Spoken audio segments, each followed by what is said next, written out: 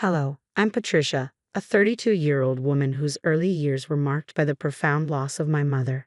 This tragedy deepened the bond I shared with my father, who devoted himself to meeting my every need. This significant loss made me cautious about opening my heart, and for a long time, I thought I might remain single. Then I met Peter, a caring and persistent gentleman who is now 34. We were introduced by a friend who was worried about my prolonged singlehood. After a year of gentle courtship, Peter proposed. Now, as we prepare for our upcoming wedding, I can't shake the memory of a distressing incident that marred our reception. Under the influence and oblivious to the crowd's murmurs, my in-laws confronted me publicly, demanding that I contribute an additional $55,000 monthly, half my salary, as a show of financial worth. They insisted it was too late for objections since I was marrying into their family. I was stunned by their audacity, especially at what should have been a celebratory occasion. My face drained of color, and just as I began to collect myself, my father intervened. He took the microphone from them and sternly reprimanded my in-laws, reminding them of the embarrassment they were causing. This episode not only shocked me but reinforced the cautious approach I've always taken in relationships. Despite the love and support from my father and Peter, navigating these family dynamics has been a new challenge. From the moment Peter and I started dating, his kindness and attention brought me true happiness. He became such an integral part of my life that envisioning a future together felt natural. When he proposed, it was clear we were on the same path. Peter always knew the right words to ease my doubts. "Don't worry if you're uncertain about something. I'll be here for you until you feel better. I love you, Patricia. You can always rely on me," he would say. His promises and presence provided a warmth that only deepened my affection for him. When I shared the news of our engagement with my dad, his joy overflowed, and he even shed a few tears. "Wow, Patricia, you're finally tying the knot. I'm over the moon for you," he exclaimed. We shared a light-hearted moment as I playfully teased him for being so dramatic, a sight I rarely saw. "I used to worry you might never settle down," he admitted, his concern surprising me but showing just how deeply he cared. His heartfelt congratulations meant everything, especially knowing the sacrifices he made raising me alone. As Peter and I dove into wedding planning, our lives became a whirlwind of activity. Our jobs filled our weekdays while weekends were dedicated to organizing our big day, leaving us with little free time. Eventually, we found a day to visit Peter's parents for the first time since our engagement. Despite our hectic schedules, we were eager for this visit. When we arrived at his parents' house, nerves fluttered in my stomach. Peter noticed and reassured me with a comforting smile. "Don't worry, my parents are really kind." His words eased my anxiety slightly. As I rang the doorbell, Peter's mother greeted us. "Mom, I'm home," Peter announced cheerfully. "Welcome home." "Peter, it's so nice of you to come," she said warmly, her eyes lighting up at his presence. I followed with a polite introduction. "Nice to meet you. I'm Patricia, Peter's fiancée." However, her initial warmth seemed to cool slightly as she turned to me. The smile she offered was polite but lacked the affection she had shown her son, and her gaze felt scrutinizing. This subtle shift left me feeling uneasy as we stepped inside. Peter's mother led us into the living room, her reserved demeanor persisting. With a tone that felt more interrogative than conversational, she began, "Patricia, I'm curious about what you bring to the table. Peter is our treasure, our only child. If you're going to marry him, you must be suitable.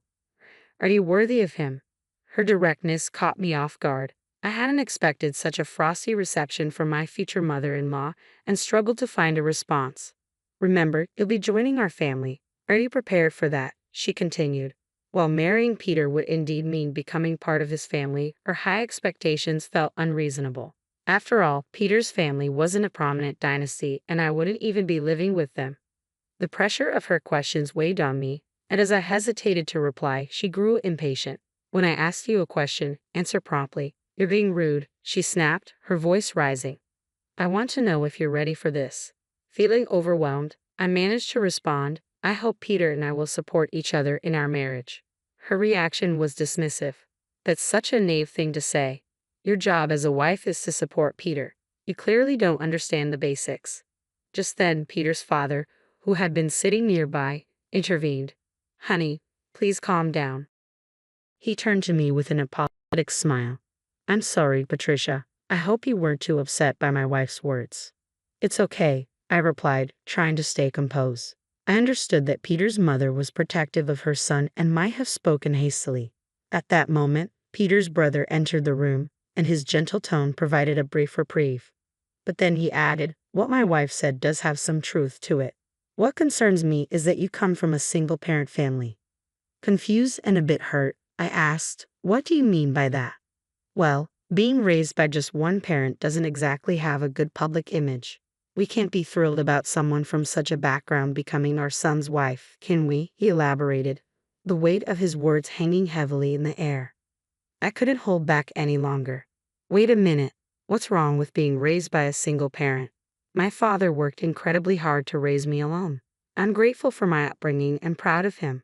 Growing up with one parent doesn't diminish my worth." The room fell into a tense silence as I stood my ground, feeling the weight of their judgments yet resolute in my values. It was clear that Peter's parents held an old-fashioned perspective, questioning my ability to be a good wife based solely on my upbringing. They expressed doubts about whether I had learned essential skills like managing household chores. "I helped my father with household chores, and I can cook pretty well," I replied with conviction. "So please don't make assumptions about me." Despite my clear explanation, they seemed to dismiss my words and laid down conditions for our marriage. "We'll allow you to marry Peter, but in return, you must promise to prioritize us since we are his parents. Can you promise us that?" I was taken aback by their request. It felt more like a transaction than a blessing. Later that evening, feeling sidelined by their dominating attitude, I decided to share my concerns with Peter. "Hey Peter, do your parents always talk to people like that?" I asked, hoping for some understanding. Peter seemed unfazed. "What's wrong with how they talk?" I was surprised that he didn't recognize the issue. "I mean the way they spoke to me and what they said," I explained. Peter shrugged it off casually. "Oh, they were just discussing whether you're ready for marriage. I understand they're concerned." But their comments felt a bit over the line. I persisted. Peter's nonchalance surprised me. "Really, what do you think they said that was wrong? They gave us their blessing, so let's not dwell on it." I agree outwardly, but inside, I couldn't shake the unease that Peter seemed to align more with his parents than with me. It was deeply troubling. Sensing my discomfort, Peter pulled me into a hug. "Patricia, you don't have to worry so much. My parents are just a bit upset because their only son is getting married," he explained. Though his words were meant to comfort me, they didn't fully alleviate my feelings of being misunderstood and somewhat alone in this new family dynamic. I found myself wondering how we would navigate our future together with such differing expectations from Peter's parents. He tried to ease my concerns, suggesting that they simply wanted what was best for us. "They just want us to have a strong marriage like theirs, and that's why they might come off a bit harsh," he explained. I attempted to see things from his perspective, acknowledging that perhaps their high expectations came from a place of care. Still, I couldn't shake the discomfort stemming from their criticisms of my upbringing. I believed our marriage should center on us and our mutual respect, not solely on seeking their approval. As I grappled with these thoughts, our wedding day arrived, filled with profound emotion. Walking down the aisle with my father, who had raised me alone, was a moment I would cherish forever. As Peter and I exchanged vows and rings to the sound of applause, I felt overwhelming joy, realizing the significance of the commitment we were making. The lively atmosphere at the reception, filled with congratulations from friends and colleagues, made for a truly memorable day. Despite my initial misgivings about Peter's parents, the happiness of the occasion reinforced my belief in our decision to go through with our plans. However, as we prepared to greet our guests, I noticed that Peter's parents were visibly intoxicated, their behavior becoming slightly erratic, which made me uneasy. An uncomfortable moment unfolded when Peter's mother, a bit too forcefully, pulled me aside and said in a commanding tone, "Patricia, listen to me. After this wedding, you are going to dedicate yourself entirely to us. Get ready because we will test you rigorously." Some guests chuckled, mistaking it for a joke, but I felt the tension in the air. Shortly after, Peter's father took the microphone, glanced at me, and remarked, "Patricia, aren't you ashamed to wear a dress like that? It doesn't suit you at all."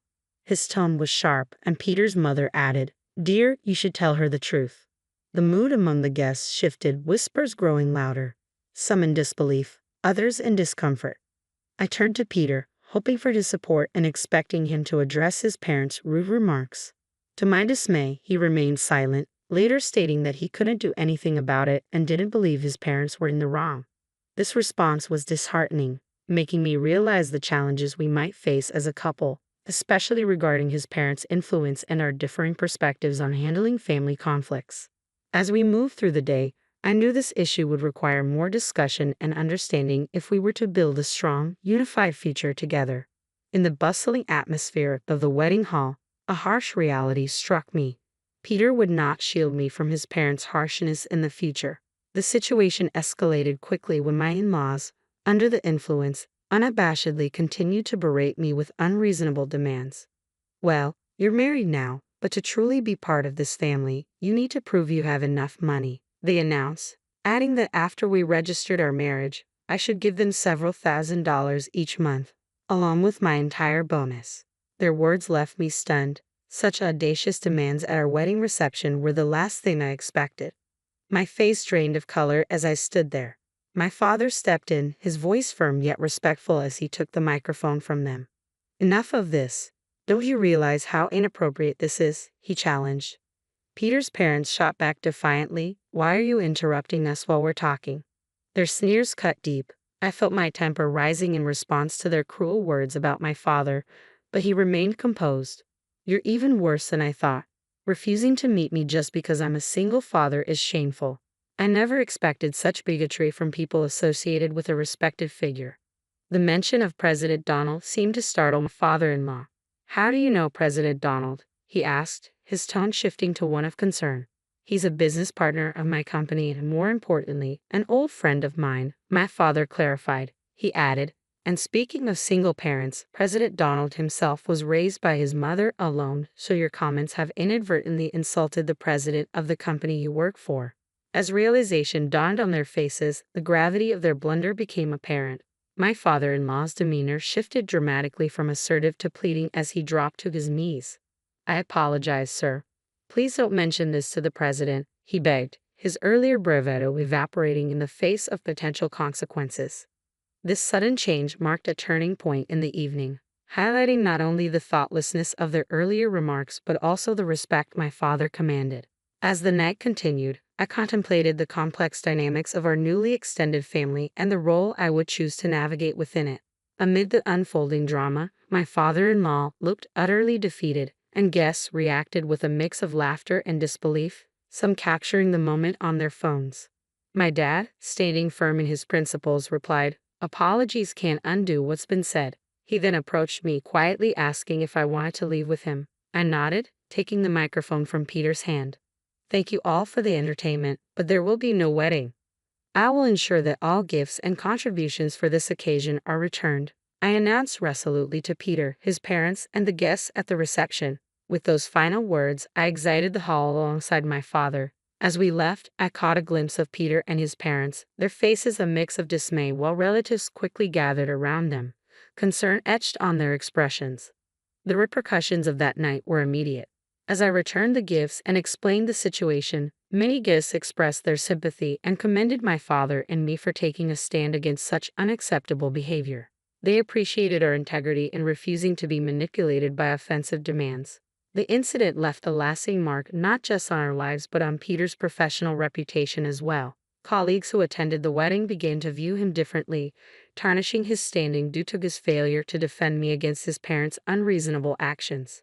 The embarrassment became overwhelming for Peter, ultimately leading him to resign from his position. Additionally, the president of the company where my father-in-law worked caught wind of the fiasco, and the fallout was severe. Peter's father was demoted and transferred to a less prestigious role in a remote countryside office. Socially, Peter's family faced repercussions too, becoming somewhat ostracized by relatives due to the scandal. It was a regrettable series of events, but sometimes the consequences of one's actions are unavoidable. In the aftermath, I focused on rebuilding and strengthening my relationship with my dad. We spent more quality time together, finding solace and support in each other's company. Navigating such turbulent waters deepened my appreciation for everything he had done for me. One day, he invited me for a heart-to-heart conversation that took an unexpected turn. "Patricia, have you ever considered taking over the business?" he asked, hope and earnestness in his expression. Caught off guard, I hesitated. "Are you suggesting I I trailed off, unsure of where he was leading. He smiled slightly. Why don't you work towards becoming the president of my company? It was a significant proposal, and from his tone, it was clear he believed I was ready for the challenge. I'll do my best, I promise, excitement and nervousness swirling within me. After reflecting on my recent experiences, I decided to focus on advancing my career at my dad's company, setting aside romantic pursuits for now. I aimed to prove to both myself and my father that I could excel and perhaps even become a great leader like him. Currently, I am fully committed to learning all aspects of the business. The work is demanding but immensely rewarding, and I'm eager to embrace every opportunity that comes my way. The ordeal of the wedding underscored just how unreasonable Peter's parents had been, turning what should have been a beautiful celebration into a spectacle. Fortunately, since the marriage was never legally finalized, I avoided a potentially disastrous entanglement. Now free from marital commitments and in-law complications, I can concentrate solely on my professional ambitions. It's liberating to have found such clarity after a tumultuous period. I'm optimistic about the future and excited about the prospect of leading the company one day. Thank you for following my story to its conclusion. If you found something meaningful in it, please consider subscribing. I look forward to sharing more updates and insights with you in the future.